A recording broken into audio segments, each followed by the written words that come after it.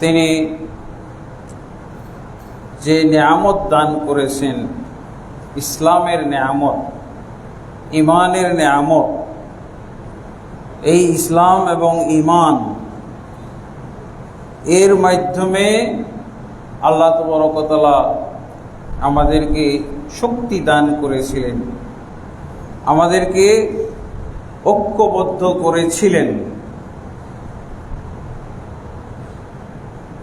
অথচ আমরা এই ইমান এবং ইসলামের কথা ভুলে যাওয়ার কারণে বিভক্ত। আমরা সবাই মুখে মুখে বাংলা প্রবাদের মতো ব্যবহার করে থাকি, ঐক্যই শক্তি। কিন্তু ঐক্য শক্তি এটা আমরা ইসলামের আলোকে, কোরআনের আলোকে, নবী সাল্লাল্লাহু আলাইহি ওয়াসাল্লামের আদর্শের আলোকে বোঝার চেষ্টা করি।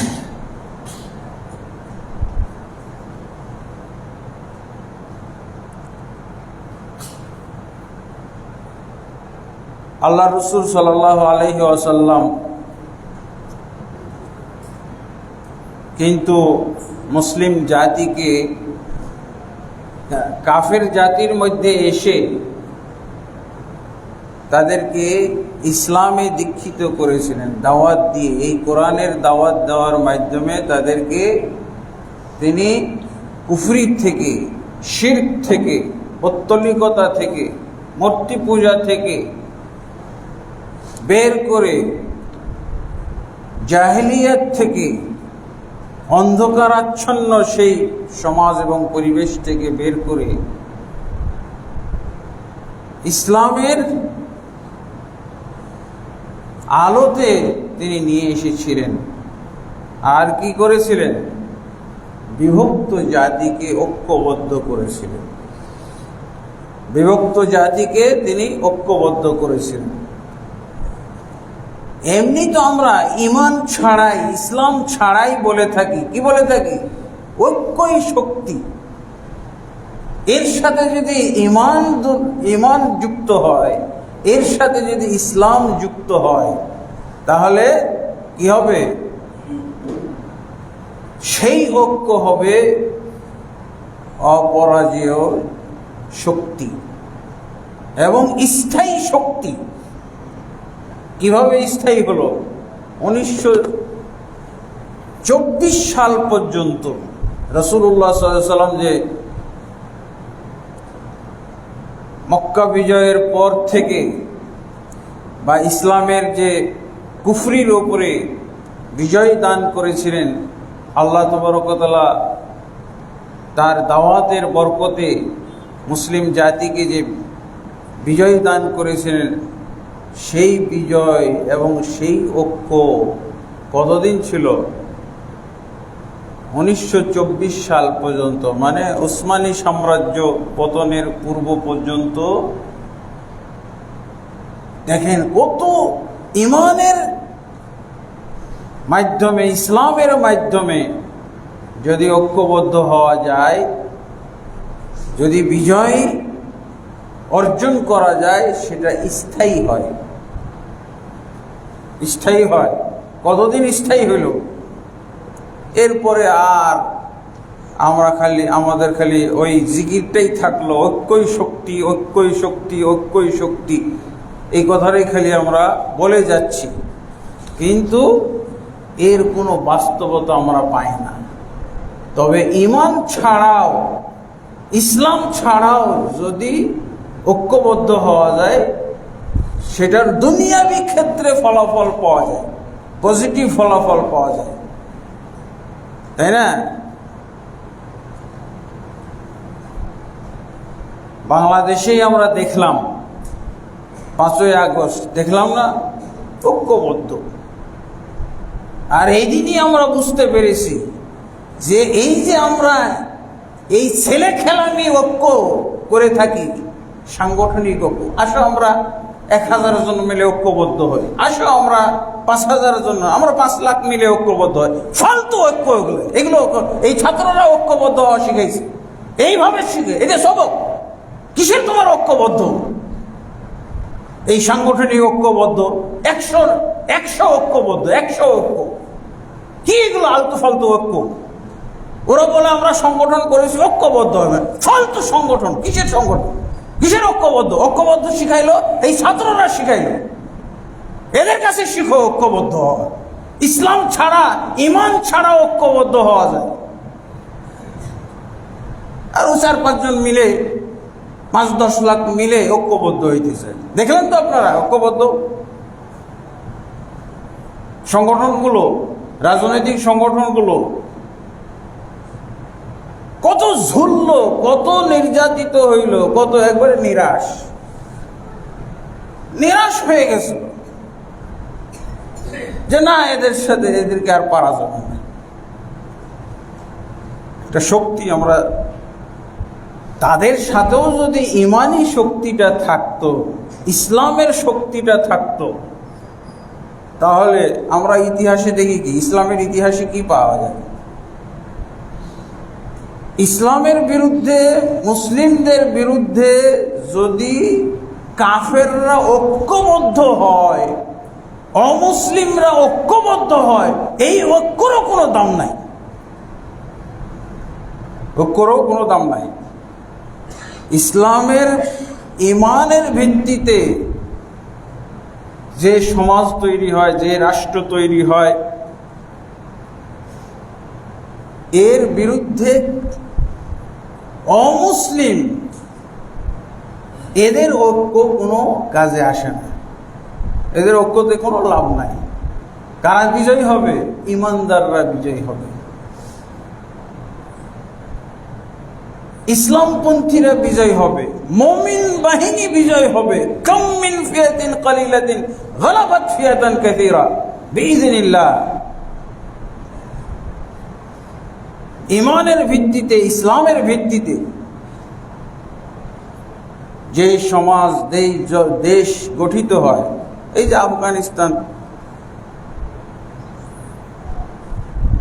আফগানিস্তানে যে তারা যে একটা রাষ্ট্র গঠন করলো, যদিও অনেক ভুল আছে, কিন্তু তাদের তাওয়াক্কুল আছে, তাকওয়া আছে। যদিও ভ্রান্ত আকীদা, যদি আকীদার মধ্যে গলদ আছে, ইখলাস পরিপূর্ণ, 100% ইখলাস। আকীদা ভ্রান্ত, কিন্তু ইখলাস হলো 100%, যা ইসলাম মনে করেই করে। আকীদা ভ্রান্ত হলে ইখলাস 100%। ইখলাস থাকলে আল্লাহ তাদেরকেও কবুল করেন, তাদেরকেও দুনিয়াতে ফায়দা দেন। দুনিয়াতে যা চাই ইখলাসের মাধ্যমে তা কামাই করা যায়। কাফেররাও পাইছে ইখলাস, যখন তাদের ইখলাস যখন পাওয়া গেছে, তখন আল্লাহ তাবারক ওয়া তাআলা তাদেরকেও উপকৃত করেছেন। ওয়াইযা রাকিবু ফিল ফুলকি দাউল্লাহ মুখলিসিনা লাহুদ্দিন ফালাম্মা নাজ্জাহুম ইলাল বাররি ইযা হুম ইউশরিকুন।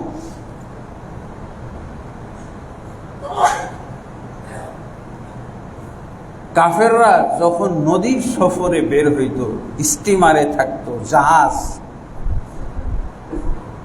নদী সফর, সমুদ্রের সফর থাকতো, আর যখন তুফান আসতো, ঝড়, তারা বুঝে যেত যে আমাদের এখনই সলিল সমাধি হবে, এখনই আমাদের মরতে হবে, এখানেই আমরা ধ্বংস হয়ে যাব। তখন তারা কি করতো? দাউল্লাহ মুখলিসিনা লাহুদ্দিন, তারা আল্লাহর কাছে দোয়া করত, দ্বীনকে খালিস করে দিয়ে, ঈমানকে খালিস করে দিয়ে, খাঁটি খালেস, ঈমানকে খাঁটি খালেস করে দিত। আল্লাহর প্রতি যতটুকু ঈমান ছিল তাদের থাকতো, ওই ঈমানটুকুকে খাঁটি করে ফেলত। তখন আল্লাহ কি করতেন? তাদের দোয়া কবুল করে নিতেন, তাদের স্বার্থ উদ্ধার করে দিতেন, তারা লাভবান হয়ে যেত, তারা পরিত্রাণ পেয়ে যেত, তাদেরকে আল্লাহ তাবারক ওয়া তাআলা সহি সালামতে ডাঙ্গায় পৌঁছে দিতেন। দেখছেন ইখলাস। কাফেরেরও যদি ইখলাস সুন্দর থাকে, ইখলাসের যদি পাওয়ার বেড়ে যায়, ইখলাসের যদি ডিগ্রি বেড়ে যায়, 100% হয়ে যায়, তাদেরকে দুনিয়াতে আল্লাহ উপকার দান করবেন, উপকৃত হইতে পারে। ইখলাস, তারা যতটুকু মনে বুঝেছে ততটুকুই দিন, আল্লাহর দিন মনে করেছে।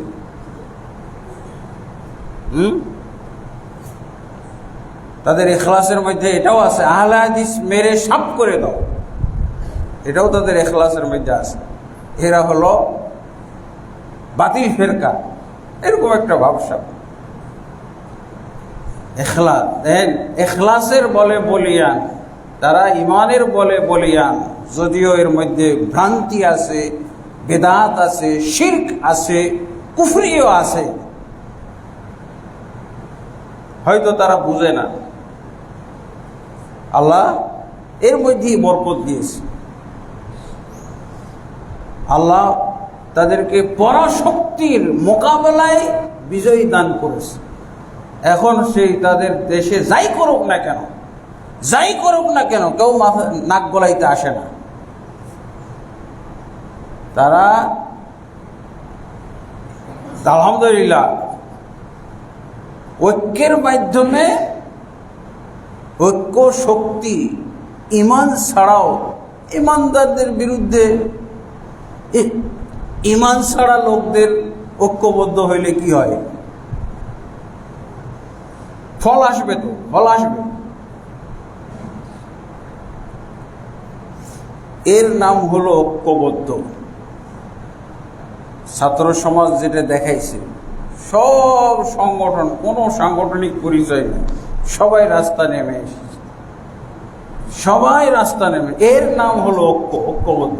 আপনি যেটাকে বলতেছেন ঐক্য, ঐক্য নম্বর 100, এটা 100 নম্বর, ঐক্য নম্বর 200, এগুলো দিয়ে কিচ্ছু হবে না। আল্লাহ রাসূল সাল্লাল্লাহু আলাইহি ওয়াসাল্লাম একটা সিস্টেম বলেছেন যে ঐক্যবদ্ধ হইতে হয় একটা নেতৃত্বের আন্ডারে, একজনের আন্ডারে। সহিহ মুসলিমের হাদিস, রাসূলুল্লাহ সাল্লাল্লাহু আলাইহি ওয়াসাল্লাম বলছেন, মান আতাকুম আমরুকুম জামিউন আলা রাজুলিন ওয়াহিদিন। আল্লাহ রাসূল সাল্লাল্লাহু আলাইহি ওয়াসাল্লাম বলছেন যে তোমরা যখন একজনের নেতৃত্বে, রাজুলিন ওয়াহিদ, একটা আমাদের মাদ্রাসাগুলোতে তো ভালো লেখাপড়া হয় না, আরবি তেমন শেখানো হয় না, তেমন আরবি শিখতে পারে না, তারপরও তো আমরা বুঝি হাদিসের ভাষাটা কি, ঐক্য হইতে হয়। মুসলমানদের ঐক্য হবে কি, আলা রাজুলিন ওয়াহিদিন, একজন ব্যক্তি, রাজুলিন ওয়াহিদিন, একজন ব্যক্তির নেতৃত্বে ঐক্যবদ্ধ। এই অবস্থা যদি মুসলিমদের থাকে, তাহলে এইটাকেই বলা হবে জামাত, এইটাকেই বলা হবে ঐক্যবদ্ধ, এইটাকে বলা হবে শক্তি, মুসলমানদের শক্তি। আর আলা রিজালিন কাসীরিন, এটা কোনো জাল হাদিসও নাই যে তোমরা ঐক্যবদ্ধ হবে বহু মানুষের নেতৃত্বে, বহু আমিরের নেতৃত্বে, এটা কোনো জাল হাদিসও নাই, ইবলিসের হাদিসে আছে। বলছে ঐক্যবদ্ধ, তো তুই এতজনের নেতৃত্বে কেন? এতজনের নেতৃত্বে ঐক্যবদ্ধ হওয়া যায়? ফালতু কথাবার্তা, কুসংস্কার এগুলো, এগুলো ঐক্যের ক্ষেত্রে কুসংস্কার, মূর্খতা, অজ্ঞতা। এই ছাত্ররা বুঝিয়ে দিল ঐক্য কাকে বোঝায়।